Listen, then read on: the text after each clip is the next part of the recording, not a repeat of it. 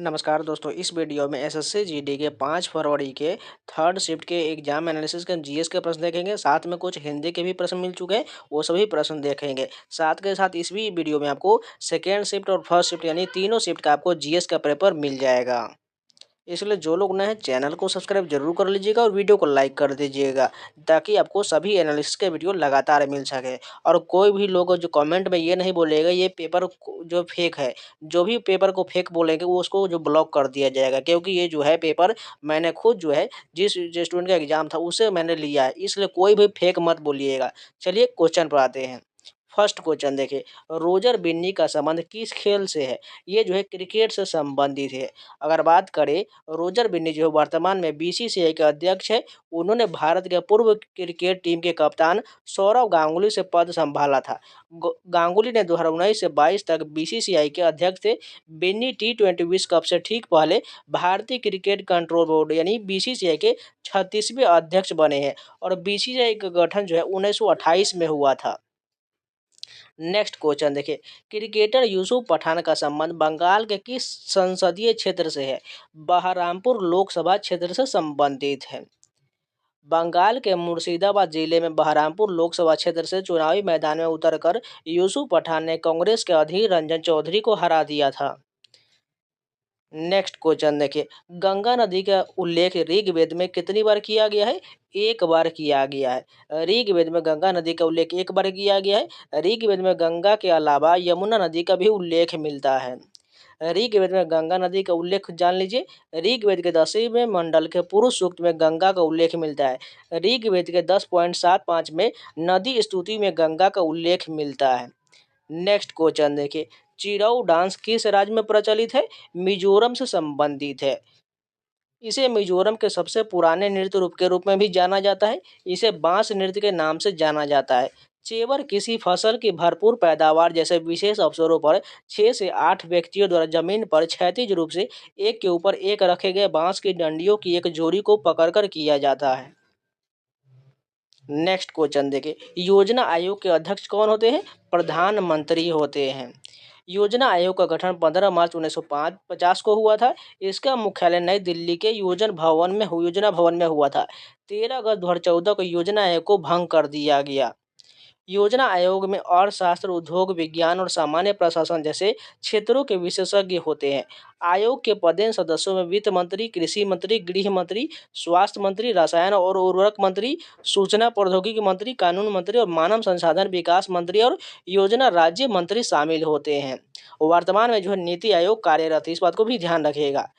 जल शक्ति मंत्रालय द्वारा शुरू की गई एक योजना पूछा गया था। इसका जो है एग्जैक्ट जो है क्वेश्चन नहीं मिला है। जिन लोगों को पता है जरूर कमेंट करके बता दीजिएगा।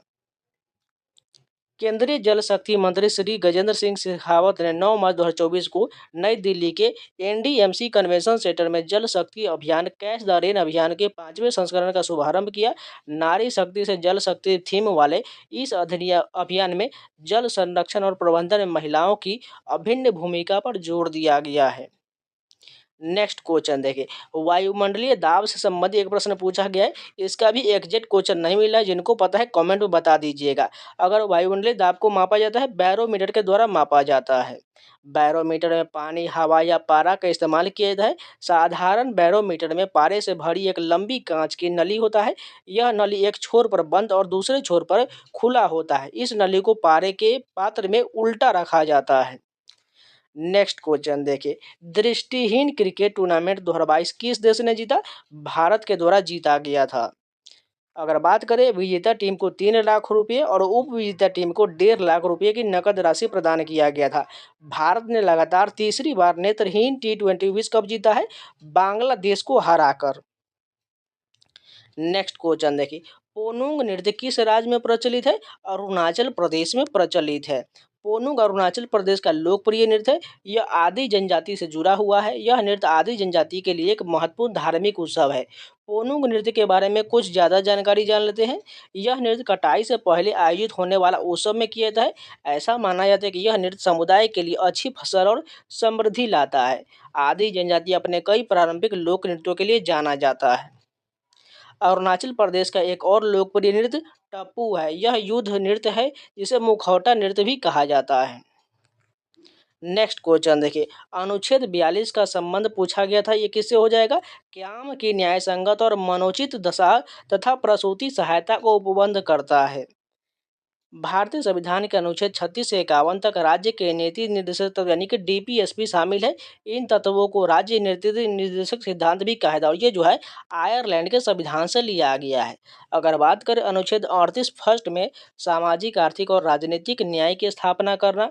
अनुच्छेद 39 में पुरुष और महिलाओं को समान रूप से जीविका के साधन मुहैया कराना। अनुच्छेद 41 में बेरोजगार बुजुर्गों, बीमारों और निःशक्त लोगों के काम, शिक्षा और सहायता देना। अनुच्छेद 46 में कर्मचारियों को निर्बाध मजदूरी और बेहतर काम की स्थिति देना। अनुच्छेद 40 में ग्राम पंचायतों को स्वायत्त शासन की इकाइयों को काम करने के लिए सशक्त बनाना, यानी ग्राम पंचायतों का गठन जो है अनुच्छेद 40 में, और अनुच्छेद 44 में समान सिविल संहिता का उल्लेख है। नेक्स्ट क्वेश्चन देखिए, पेशवा बाजीराव द्वितीय ने अंग्रेजों के साथ बसीन की संधि कब किए थे? 31 दिसंबर 1802 को किया गया था। बेसिन की संधि 31 दिसंबर 1802 को हुआ था। यह संधि अंग्रेजी ईस्ट इंडिया कंपनी और मराठा पेशवा बाजीराव द्वितीय के बीच हुआ था। यह संधि पूना के लड़ाई के बाद हुआ था। बेसिन के संधि में बारे में और जान लेते हैं। यह संधि मराठा साम्राज्य के विघटन में एक अहम कदम था। इस संधि के बाद 1818 में ईस्ट इंडिया कंपनी ने पश्चिमी भारत पर अपना कब्जा कर लिया।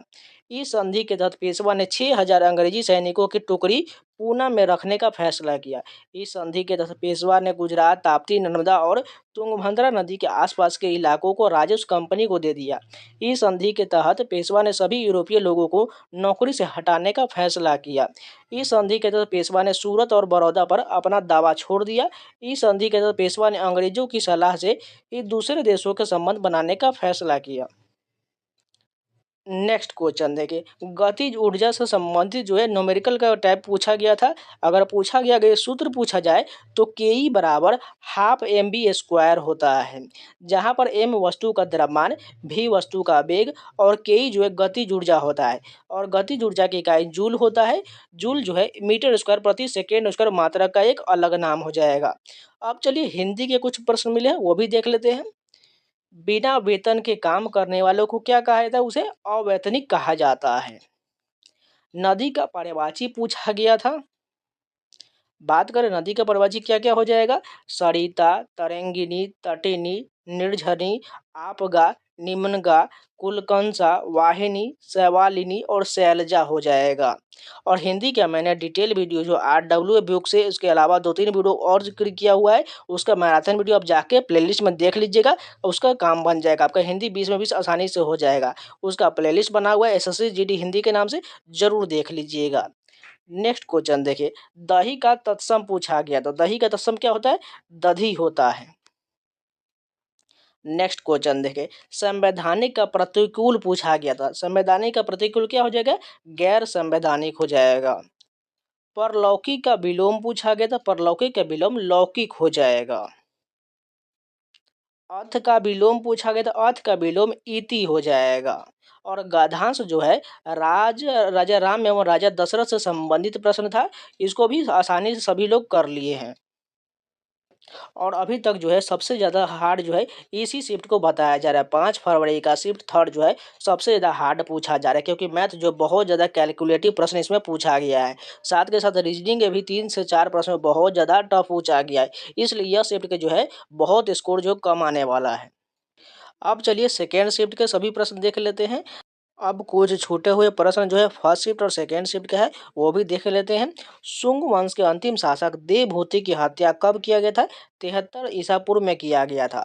और शुंग राजा देवभूति की हत्या उसके ब्राह्मण मंत्री वासुदेव कन्नव ने किया था, जिसने सिंहासन को हड़प लिया था। नेक्स्ट क्वेश्चन देखिए, कोलकाता का कौन सा त्योहार यूनेस्को के विश्व विरासत सूची में शामिल किया गया? दुर्गा पूजा को शामिल किया गया यूनेस्को में। वर्तमान में कौन सा बिल पास हुआ है? ये जो पता नहीं चला है कौन सा क्वेश्चन जो है कोई किस ईयर का पूछा गया था। इसका भी अगर पता है आप लोगों को तो कमेंट में बता दीजिएगा। नेक्स्ट क्वेश्चन देखिए, विश्व एथलेटिक्स चैंपियनशिप में स्वर्ण पदक जीतने वाले पहले भारतीय कौन है? नीरज चोपड़ा। इसका आंसर बिल्कुल सही हो जाएगा और ये जो है भाला फेंक से संबंधित है। नेक्स्ट क्वेश्चन देखिए, भीमराव अम्बेडकर ने महार सत्याग्रह की शुरुआत कब किए थे? 20 मार्च 1927 को महार सत्याग्रह शुरू हुआ था। नेक्स्ट क्वेश्चन देखिए, चौथी पंचवर्षीय योजना कब शुरू किया गया था? 1969 में शुरू हुआ था। और मैंने पंचवर्षीय योजना का जो है आज ही डिटेल वीडियो दिया है, आप जाके उस वीडियो को जरूर देख लीजिएगा। उसमें मैंने सारे प्रश्न इंक्लूड कर दिया है जो प्रीवियस में पूछा गया है, इसलिए उस वीडियो को जाकर जरूर देख लीजिएगा, क्योंकि 3 प्रश्न जो है लगातार जो है पंचवर्षीय योजना से पूछा जा रहा है। नेक्स्ट क्वेश्चन देखिए, हरित क्रांति से क्या लाभ होता है? देश के खाद्यान्न उत्पादन में वृद्धि होता है, जो गेहूं चावल से संबंधित है। नेक्स्ट क्वेश्चन देखिए, एक हार जो है किस भारतीय शास्त्रीय नृत्य रूप का हो जाएगा? भरतनाट्यम में एक हार का प्रयोग होता है। राज्य विधान परिषद का उल्लेख किस अनुच्छेद में है? अनुच्छेद 169 हो जाएगा। और मैंने अनुच्छेद का भी डिटेल वीडियो दिया हुआ है, आप लोग स्टैटिक जीके प्लेलिस्ट में जाकर जरूर देख लीजिएगा। नेक्स्ट क्वेश्चन देखिए, राज्यसभा के नियम कौन बनाता है? नियम समिति बनाता है। रोहिंग्या मुसलमान किस देश से आते हैं? म्यांमार से आते हैं। रोहिंग्या मुसलमान जो है म्यांमार से आते हैं। एक ऐसा शास्त्रीय नृत्य जिसमें केवल एक व्यक्ति नृत्य करता है, उसे भरतनाट्यम में ऐसा होता है।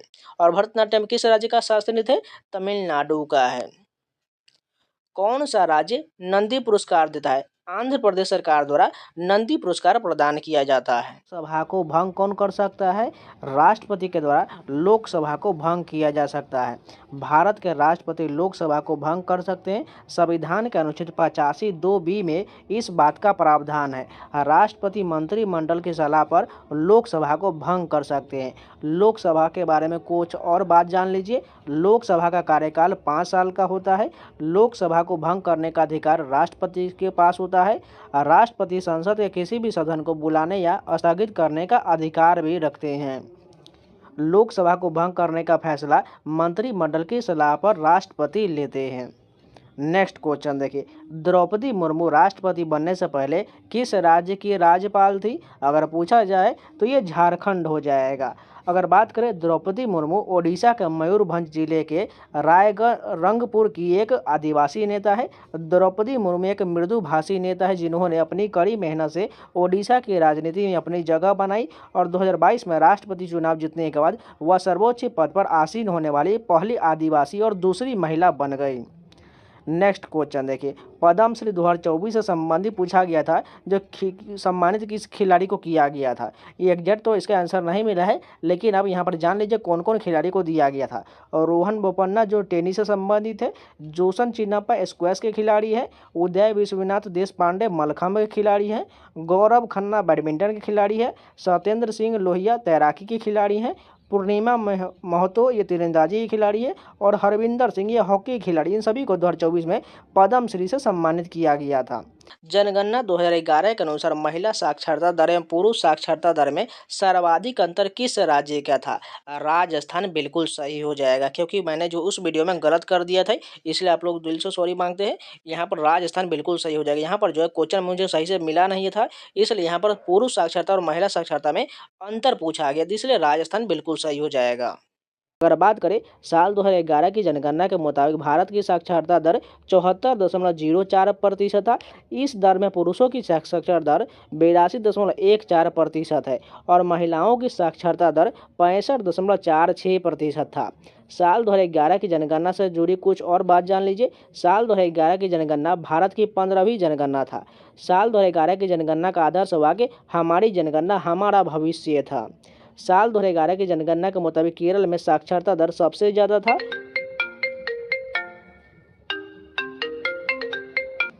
साल 2011 की जनगणना के मुताबिक केरल में साक्षरता दर सबसे ज़्यादा था। साल 2011 की जनगणना के मुताबिक बिहार में साक्षरता दर सबसे कम था। साल 2011 की जनगणना के मुताबिक लक्षद्वीप सबसे ज़्यादा साक्षर केंद्र शासित प्रदेश में था। और साल 2011 की जनगणना के मुताबिक दादर और नगर हवेली में साक्षरता दर सबसे कम था। और जनगणना का मैंने ऑलरेडी जो है डिटेल वीडियो दिया हुआ है, आप लोग जाके स्टैटिक जीके प्लेलिस्ट में जरूर देख लीजिएगा। नेक्स्ट क्वेश्चन देखिए, कौन सी पंचवर्षीय योजना गाडगिल मॉडल पर आधारित था? चतुर्थ पंचवर्षीय योजना जो था वो गाडगिल मॉडल पर आधारित था। भारत की चौथी पंचवर्षीय योजना स्थिरता के विकास और आत्मनिर्भरता की ओर बढ़ने पर केंद्रित था। इस योजना का मकसद धन और आर्थिक शक्ति के बढ़ते संकेंद्रण की पुरानी प्रवृत्ति को ठीक करना था। इस योजना गाडगिल मॉडल पर आधारित था। चौथी पंचवर्षीय योजना कुछ और जानकारी जान लीजिए। यह योजना का मकसद धन और आर्थिक शक्ति को बढ़ाने के संकेंद्रण को ठीक करना था। यह योजना स्थिरता के विकास और आत्मनिर्भरता की ओर बढ़ने का पर केंद्रित था। यह योजना गाडगिल फॉर्मूले पर आधारित था। अगर बात करें पहली पंचवर्षीय योजना जो था वह जो कब से था 1951 से 56 तक था, और ये जो है हेराल्ड डोमर मॉडल पर आधारित था। द्वितीय की बात करें तो वो 56 से 61 तक हो जाएगा, और ये जो पीसी महालनोबिस मॉडल पर आधारित था। ये सभी आपको याद रहना चाहिए। दूसरा वाला जो है उद्योग पर आधारित था। और तृतीय की बात करें तो 61 से जो है 66 तक जो कृषि पर आधारित है, यानी कि इसी में जो हरित क्रांति की शुरुआत हुआ था। इसका आज ही मैंने डिटेल वीडियो दिया है, आप लोग जाकर जरूर देख लीजिएगा पंचवर्षीय योजना वाला, क्योंकि हर शिफ्ट में 2 प्रश्न जरूर पूछा जा रहा है।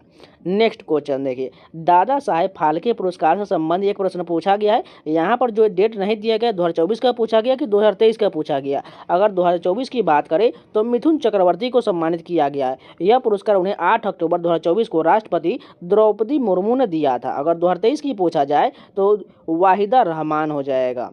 नेक्स्ट क्वेश्चन देखिए, अनुच्छेद 352 का संबंध किससे?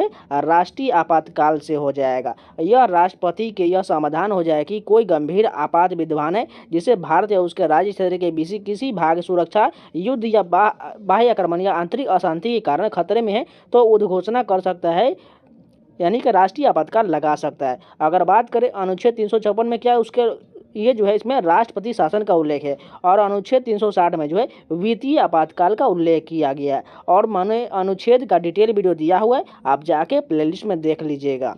नेक्स्ट क्वेश्चन देखिए, पंपास घास के मैदान किस देश में है? अर्जेंटीना में घास के मैदान को पंपास कहा जाता है। कुछ और घास के मैदान जान लीजिए। सवाना जो है यह दक्षिण अफ्रीका के घास मैदान को कहते हैं। यह उष्ण कटिबंधीय घास के मैदान होते हैं। अगर बात करें प्रियरी घास के मैदान किस देश में को कहा जाता है? यह उत्तरी अमेरिका के घास के मैदान को कहा जाता है। एस्टेपी जो है यूरोप के घास के मैदान को कहा जाता है। सेरेडो जो है यह दक्षिण अमेरिका के घास के मैदान को कहा जाता है। पंपास तो मैंने करा ही दिया, अमेरिका के समशीतोष्ण घास के मैदान को कहते हैं। वेल्स की बात करें, यह अफ्रीका के घास के मैदान को कहते हैं। डाउन्स जो है ऑस्ट्रेलिया के घास के मैदान को कहते हैं। रेजलैंड जो है ये ऑस्ट्रेलिया के घास के मैदान को कहते हैं, और कैंटरबरी यह न्यूजीलैंड के घास के मैदान को कहा जाता है।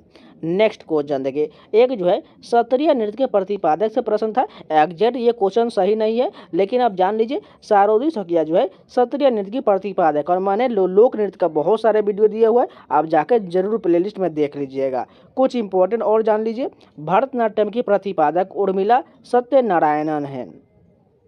सत्रिय नृत्य के प्रतिपादक श्रीमंत शंकर देव है। मणिपुरी नृत्य के प्रतिपादक गुरु विपिन सिंह, दर्शना झावेरी, राजकुमार सिंहजीत सिंह और प्रीति पटेल है। कुचिपुड़ी नृत्य की प्रतिपादक वेमपति चीना सत्यम, यामिनी रेड्डी, राजा राधा रेड्डी और वैजंती काशी है।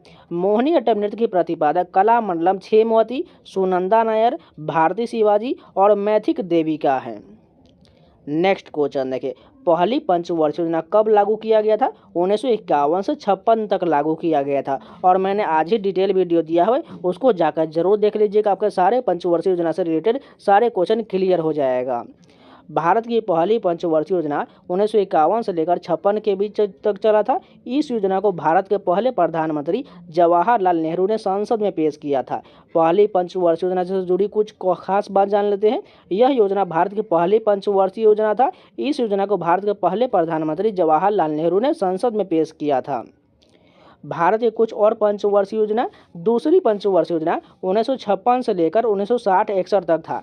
सातवीं पंचवर्षीय योजना 1985 से 90 तक था, और 10वीं पंचवर्षीय योजना 2002 से लेकर 7 तक था। नेक्स्ट क्वेश्चन देखिए, हॉकी के खेल का मैदान का आकार कितना होता है? 91.40 मीटर गुने 55 मीटर का होता है, यानी 100 गुने 60 यार्ड के आयताकार क्षेत्र का होता है। हॉकी मैदान के कुछ और बात जान लेते हैं। मैदान के बीच एक केंद्रीय रेखा होता है। मैदान के दोनों छोर पर 2.14 मीटर ऊंचा और 3.66 मीटर का चौड़ा लक्ष्य होता है। मैदान के बीच और उसके पार रेखाएं होता है, जो हर अंतिम रेखा से 22.90 मीटर की दूरी पर होता है।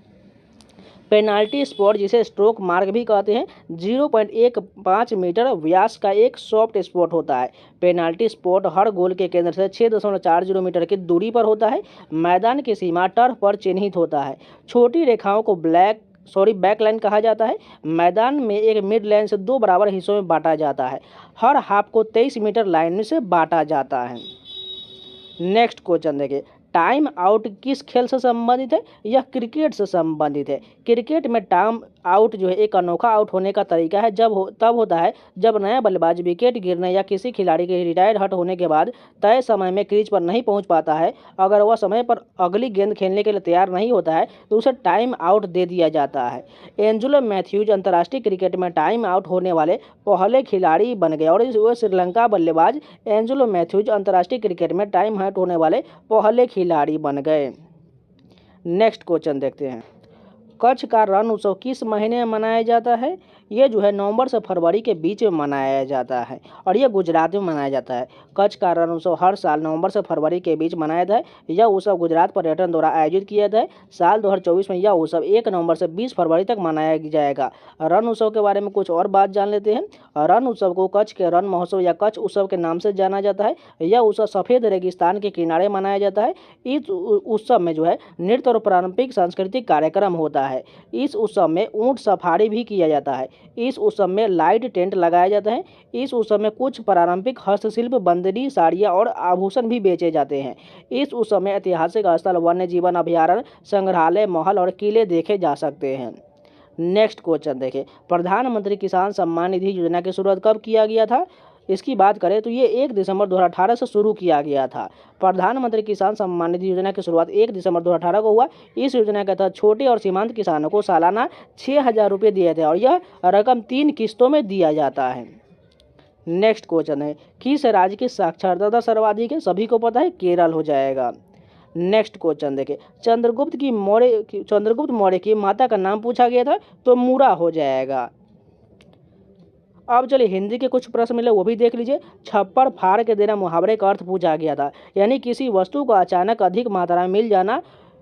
ये जो है छप्पर फाड़ने का मुहावरे का अर्थ हो जाएगा। नेक्स्ट क्वेश्चन देखिए, धरती का पर्यायवाची पूछा गया था। ऑप्शन में वसुंधरा दिया गया तो बिल्कुल सही हो जाएगा। अगर कुछ और पर्यायवाची की बात करें तो पृथ्वी, भूमि, जमीन, धरा, अचला, वसुंधरा, रत्नागर्भा, मही, वसुधा और धरित्री हो जाएगा।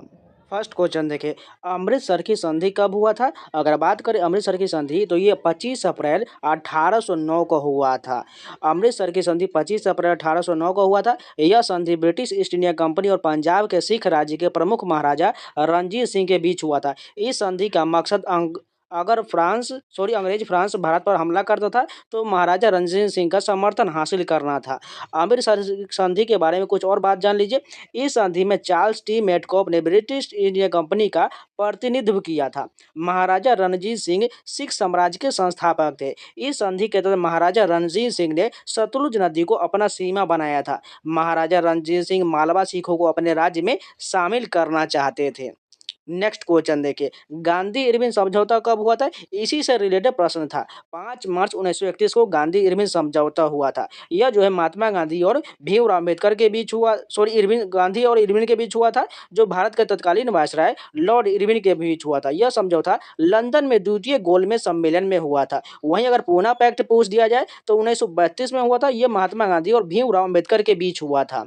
गांधी इरविन समझौते के कुछ खास बात जान लीजिए। यह एक राजनीतिक समझौता था। इस समझौते में हिंसा के आरोपियों को छोड़कर बाकी सभी राजनीतिक बंदियों को रिहा करने पर सहमति बना था। इस समझौते ने ब्रिटिश शासन से आज़ादी के लिए भारत में संघर्ष के एक अहम कदम उठाया था। इस समझौते ने भारतीय राष्ट्रीय कांग्रेस और ब्रिटिश सरकार के बीच संवाद शुरू किया था। नेक्स्ट क्वेश्चन देखें, युगांडा की राजधानी पूछा गया था। ये सिंपल क्वेश्चन हो जाएगा, कंपाला हो जाएगा। इसलिए आपको देश राजधानी के सारे टॉपिक याद कर लेने चाहिए। चलिए कुछ आपको देश राजधानी के प्रश्न देख लीजिए। मैक्सिको की राजधानी क्या है? मैक्सिको सिटी है। जापान की राजधानी क्या है? टोक्यो हो जाएगा। इथोपिया की राजधानी क्या है? अदीस अबाबा है। फिलीपींस की राजधानी क्या है? मनीला है। ब्रुनोई की राजधानी क्या है? बंदर सेरी बागवान है। कंबोडिया की राजधानी क्या है? नोम पेन्हा है। चीन की राजधानी बीजिंग हो जाएगा। इटली की राजधानी रोम हो जाएगा। इंडोनेशिया की राजधानी जकार्ता है। इराक की राजधानी बगदाद है। अंडोरा की राजधानी अंडोरा ला वेला है। ऑस्ट्रिया की राजधानी वियना है। बेलारूस की राजधानी मिन्स्क है। बेल्जियम की राजधानी ब्रुसेल्स है। जाम्बिया की राजधानी लुसाका है। ग्वाटेमाल की राजधानी ग्वाटेमाल शहर है। नेक्स्ट क्वेश्चन देखिए, 10 रुपए के नए नोट पर किसका चित्र है? ओडिशा के कोणार्क में बने सूर्य मंदिर की तस्वीर का जो चक्र जो जैसा दिया गया है, ये वाला जो है कोणार्क सूर्य मंदिर का तस्वीर हो जाएगा। कुछ इंपॉर्टेंट बात जान लीजिए, यह नोट जनवरी 2018 से चलन में है। यह नोट जो है चॉकलेट ब्राउन रंग का है। इस नोट पर भारतीय रिजर्व बैंक के गवर्नर के हस्ताक्षर होता है। इस नोट पर कई तरह के ज्यामितीय पैटर्न भी होते हैं। सूर्य मंदिर कोणार्क को साल 1984 में यूनेस्को में शामिल किया गया था। यह मंदिर भगवान सूर्य को समर्पित है। यह रथ के आकार का है और इसमें 24 पहिए और 7 घोड़े हैं। कुछ और नोटों के बारे में जान लीजिए। 10 रुपए के नोट पर तो आपको बता दिया, ओडिशा के कोणार्क में स्थित सूर्य मंदिर की तस्वीर है। 20 रुपए के नए नोट के पीछे एलोरा गुफा की तस्वीर है। 50 रुपए के नोट के पीछे कर्नाटक के हम्पी मंदिर का तस्वीर है। 100 रुपए के नोट के पीछे रानी की वाव का तस्वीर है। 200 रुपए के नोट के पीछे सांची स्तूप की तस्वीर है। नोट के सामने के हिस्से में महात्मा गांधी का तस्वीर और अशोक प्रतीक और भारतीय संसद का डिजाइन होता है। अगर बात करें 500 रुपए के नोट पर, तो सभी को पता है कौन सा हो जाएगा, लाल किला है। अगर 2000 की बात करें तो ये तो बंद हो चुका है, लेकिन इस पर भी अगर पूछ लिया जाए तो मंगलयान का तस्वीर होता है। नेक्स्ट क्वेश्चन देखें, इसरो के नए अध्यक्ष कौन है? डॉक्टर वी नारायण है।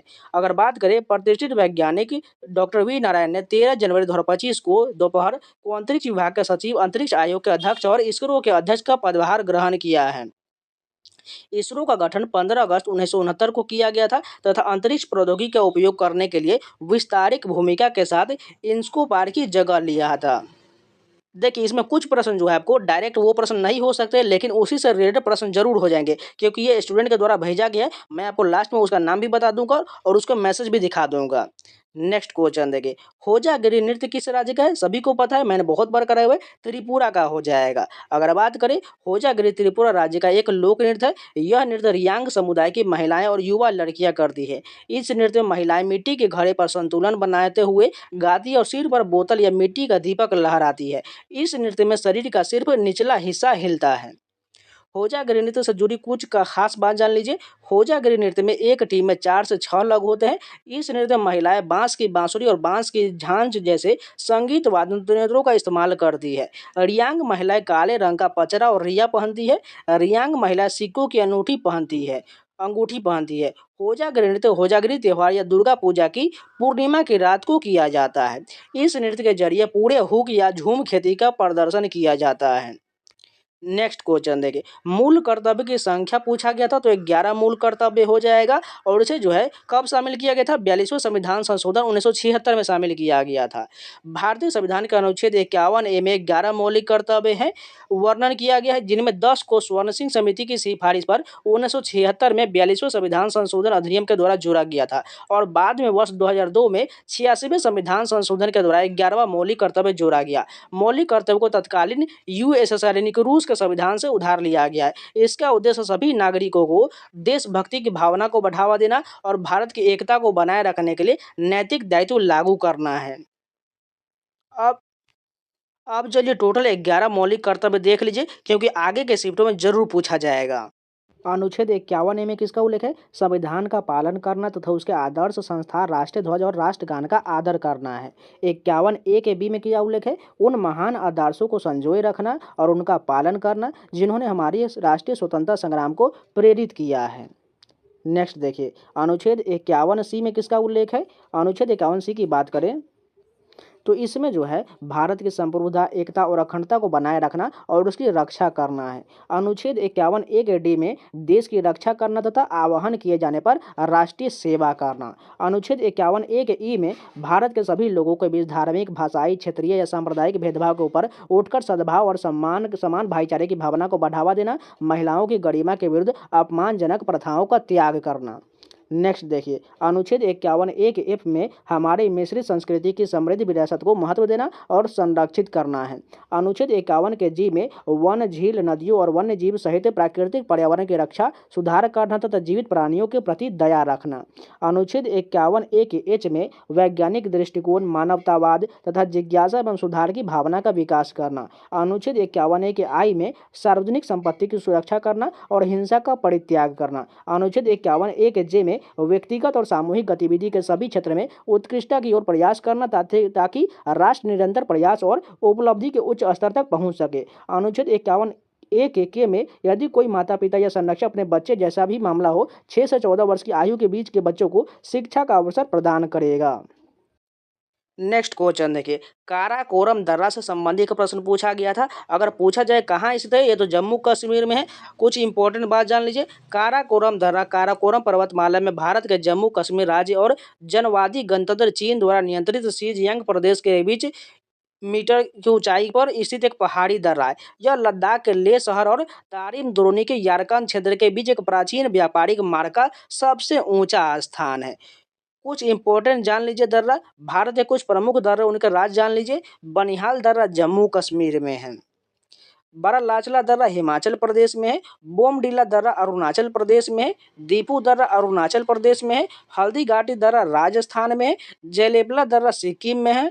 खारदुंगला दर्रा लद्दाख में है। लेपुलेख दर्रा उत्तराखंड में है। नाथुला दर्रा सिक्किम में है। पलक्कड़ गैप केरल में है। रोहतांग दर्रा हिमाचल प्रदेश में है। जोजिला दर्रा लद्दाख में है। लानका दर्रा जम्मू कश्मीर या लद्दाख में है। कंजूम दर्रा हिमाचल प्रदेश के लाहौल और स्पीति को जोड़ता है। काराकोरम दर्रा जम्मू कश्मीर लद्दाख में और सासेला दर्रा जम्मू कश्मीर में है। सेला दर्रा अरुणाचल प्रदेश में और सिपकिला दर्रा हिमाचल प्रदेश में है। नेक्स्ट क्वेश्चन देखें, वॉलीबॉल में खिलाड़ियों की संख्या पूछा गया था तो 6 खिलाड़ी हो जाएगा। अगर बात करें क्रिकेट में कितना खिलाड़ी होते हैं, 11 होते हैं। फुटबॉल में भी 11 होते हैं और हॉकी में भी 11 खिलाड़ी होते हैं। कर्लिंग में 4 खिलाड़ी होते हैं। फुटबॉल में 11 खिलाड़ी। फुटसाल में 5 खिलाड़ी। हॉकी में 11 खिलाड़ी। हॉकी 5S में 5 खिलाड़ी। आइस हॉकी में 6 खिलाड़ी। बास्केटबॉल में 5 खिलाड़ी। बेसबॉल में 9 खिलाड़ी। रग्बी फुटबॉल में 15 खिलाड़ी। पोलो में 4 खिलाड़ी। वाटर पोलो में 7 खिलाड़ी। वॉलीबॉल में 6 खिलाड़ी। बीच वॉलीबॉल में 2 खिलाड़ी। कबड्डी में 7 खिलाड़ी। लैक्रोस में 10 खिलाड़ी। हैंडबॉल में 7 खिलाड़ी। खो खो में 9 खिलाड़ी और सेपक टकराव में 3 खिलाड़ी होता है। नेक्स्ट क्वेश्चन देखिए, कोशिका की खोज किसने किया था। अगर ऐसा प्रश्न पूछा जाए तो रॉबर्ट हुक हो जाएगा। अगर जीवित कोशिका की खोज पूछा जाए तो वो लीवन हॉक हो जाएगा। बात करें कोशिका की खोज ब्रिटिश और वैज्ञानिक रॉबर्ट हुक ने साल 1665 में किया था। उन्होंने कॉर्क की पतली काट को अपने बनाए सूक्ष्मदर्शी देखा। उन्हें कॉर्क में मधुमक्खी के छत्ते जैसी संरचना दिखाई दिया। उन्होंने इसे सेल नाम यानी कोशिका नाम दिया। कोशिका शब्द लैटिन भाषा के शब्द सेलुला से लिया गया, जिसका मतलब होता है खोखला स्थान या छोटा कमरा। कोशिका से जुड़ी कुछ खास बात जान लीजिए। कोशिका के अंदर केंद्र की खोज स्कॉटिश वनस्पति शास्त्री रॉबर्ट ब्राउन ने साल 1831 में किया था। कोशिका के केंद्र का मुख्य काम कोशिकाओं के DNA को संचित करना होता है। कोशिका की खोज ने कई वैज्ञानिक प्रगतियों की शुरुआत भी किया था। नेक्स्ट क्वेश्चन देखिए, स्मृति मानधना का संबंध किस खेल से है। सभी को पता है क्रिकेट से हो जाएगा, इसलिए खिलाड़ी से संबंधित हर शिफ्ट में एक प्रश्न जरूर पूछा जा रहा है। इसलिए आप लोग जाके स्टैटिक जी के प्लेलिस्ट में स्पोर्ट्स का वीडियो जरूर देख लीजिएगा।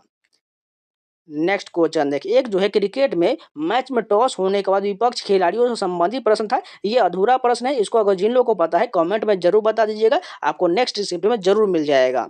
नेक्स्ट क्वेश्चन देखिए, संविधान सभा की पहली बैठक कब हुआ था। सभी को पता है 9 दिसंबर 1946 को हुआ था। भारतीय संविधान सभा की पहली बैठक 9 दिसंबर 1946 को नई दिल्ली में हुआ था। यह बैठक संविधान हॉल में हुआ था, जिसे अब संसद भवन के सेंट्रल हॉल के नाम से जाना जाता है। संविधान सभा की पहली बैठक से जुड़ी कुछ खास बात जान लीजिए। इस बैठक में डॉक्टर सच्चिदानंद सिन्हा को अस्थायी अध्यक्ष चुना गया था। इस बैठक में केवल 211 सदस्यों ने हिस्सा लिया था। मुस्लिम लीग ने इस बैठक का बहिष्कार किया था। इस बैठक में अलग पाकिस्तान की मांग पर बल दिया गया था। 11 दिसंबर 1946 को डॉक्टर राजेंद्र प्रसाद को संविधान सभा का अध्यक्ष चुना गया था। डॉक्टर HC मुखर्जी और TT कृष्णमाचारी को उपाध्यक्ष चुना गया था। जवाहरलाल नेहरू ने 13 दिसंबर 1946 को संविधान सभा में उद्देश्य प्रस्ताव पेश किया था। नेक्स्ट क्वेश्चन देखें, भारत के वर्तमान शिक्षा मंत्री कौन है। धर्मेंद्र प्रधान है। अब चलिए टोटल केंद्रीय मंत्री से सारे प्रश्न देख लीजिए, क्योंकि आगे के शिफ्टों में जरूर पूछा जाएगा। अब मोदी मंत्रिमंडल के सभी प्रश्न देख लेते हैं। अमित शाह जो है गृह एवं सहकारिता मंत्री है। रक्षा मंत्री की बात करें तो राजनाथ सिंह हैं। सड़क परिवहन और हाईवे के मंत्री नितिन गडकरी हैं। स्वास्थ्य परिवार कल्याण एवं रसायन और उर्वरक मंत्री JP नड्डा है। कृषि किसान कल्याण और ग्रामीण विकास मंत्री शिवराज सिंह चौहान हैं।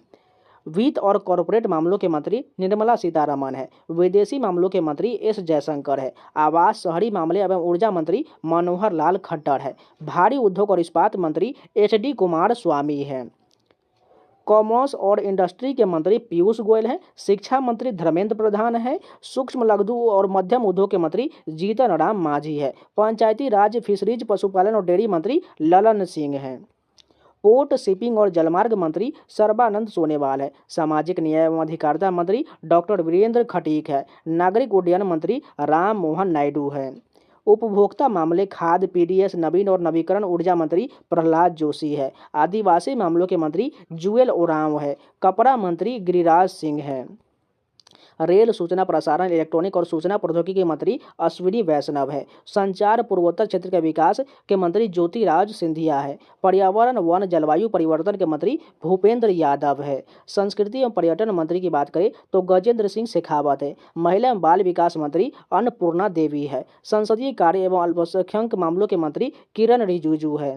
पेट्रोलियम और प्राकृतिक गैस मंत्री हरदीप सिंह पुरी है। श्रम, रोजगार, युवा और खेल मामलों के मंत्री मनसुख मांडविया है। कोयला और खनन मंत्री की बात करें तो जी किशन रेड्डी है। खाद्य प्रसंस्करण मंत्री चिराग पासवान हैं।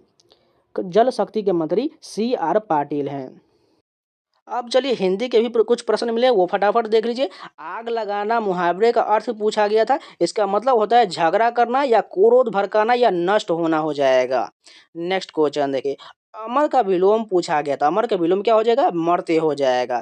कुछ और विलोम सब जान लीजिए। आशा का निराशा होता है, सुख का दुख, जीवन का मृत्यु, प्रकाश का अंधकार, शांति का अशांति, आगामी का गत, स्वतंत्रता का परतंत्रता, भय का निर्भय, वीर का कायर। और हिंदी का अगर डिटेल वीडियो पाना चाहते हैं तो आप एसएससी जीडी के हिंदी का प्लेलिस्ट जाइएगा। वहाँ पर मैंने आरडब्ल्यूए के टोटल जो है 2024 का कंप्लीट वीडियो दिया हुआ है, उसको जरूर देख लीजिएगा। उसमें सारे आपको अनेक शब्द, मुहावरे, पर्यायवाची शब्द, विलोम शब्द जो सभी प्रश्न मिल जाएगा। उसलिए उस वीडियो को जाकर जरूर देख लीजिएगा।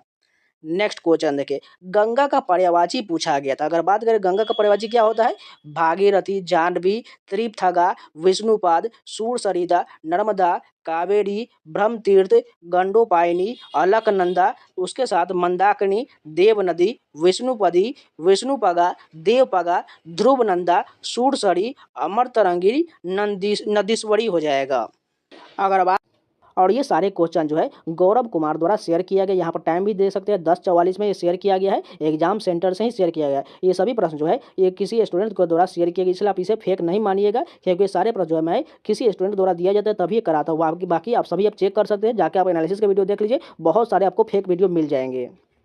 बात करें हिंदी के प्रश्न कैसे आ रहे हैं, एकदम इजी आ रहे हैं, कोई इसमें दिक्कत की बात नहीं। सभी जो 20 में 20 आराम से कर सकते हैं। आपको कुछ इसमें टेंशन की बात नहीं है, बस आप पूरा रिवीजन कर लीजिएगा। एक वीडियो मैंने दिया हुआ है आरडब्ल्यू का, उसको कंप्लीट देख लीजिएगा। अगर बात करें रीजनिंग में same to same previous year का पूछा जा रहा है। इसमें भी आप आराम से 20 में 20 कर सकते हैं, कोई इसमें दिक्कत की बात नहीं है। इसका भी प्लेलिस्ट बना हुआ है, आप जाके सारे प्रीवियस के वीडियो देख लीजिएगा, आपका रीजनिंग आराम से हो जाएगा। अगर रही बात मैथ का, तो मैथ जो थोड़ा सा इसमें क्वेश्चन जो कुछ जो है 15 से 17 प्रश्न इजी आ रहे हैं। बाकी 3 से 4 प्रश्न थोड़ा सा मॉडरेट या टफ लेवल का हो सकता है, लेकिन आप 15 से 17 प्रश्न आराम से कर सकते हैं। वो भी प्रीवियस ईयर का पूछा जा रहा है। अगर बात करें जीएस का लेवल कैसा है, तो जीएस का लेवल अभी तो जो आ रहा है इजी टू मॉडरेट है। इसमें हार्ड का प्रश्न नहीं आ रहा है। आराम से जो सभी लोग 15 प्रश्न आराम से कर सकते हैं। इसमें जो 15 प्रश्न आराम से किया जा सकता है।